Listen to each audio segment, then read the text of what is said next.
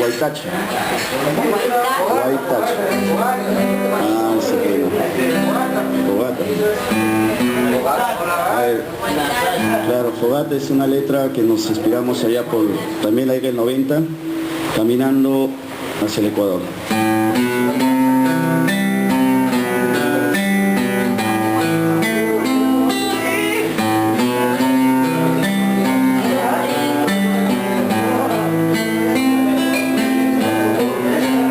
Es muy tarde y yo sentado aquí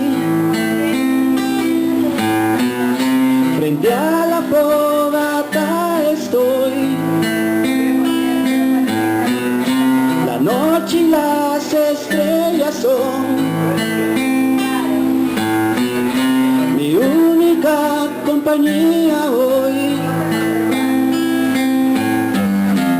Tú durmiendo adentro quizás sueñes conmigo bien. Lo feliz que sería al saber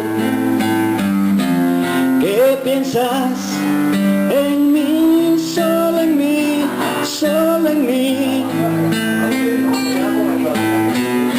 Te llevaría a un lugar sin fin, venciendo el tiempo y el espacio, para eternizarnos los dos. Mas al entrar a la habitación te encontré junto a él. Sonreían tan felices los dos que nomás tuve que salir y pasé la noche entera componiendo esta canción. Y al ver que amanecía quise seguir, todos dormían. Seguimos caminando a la frontera sin palabras que decir.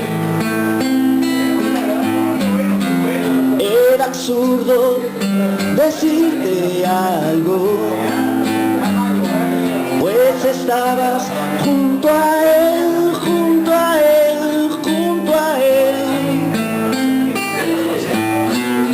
Tú elegiste qué puedo hacer. Espero que la pasen bien. Es mi amigo, ¿qué voy a hacer? Siempre me animo tarde al amor y otro ocupa mi lugar.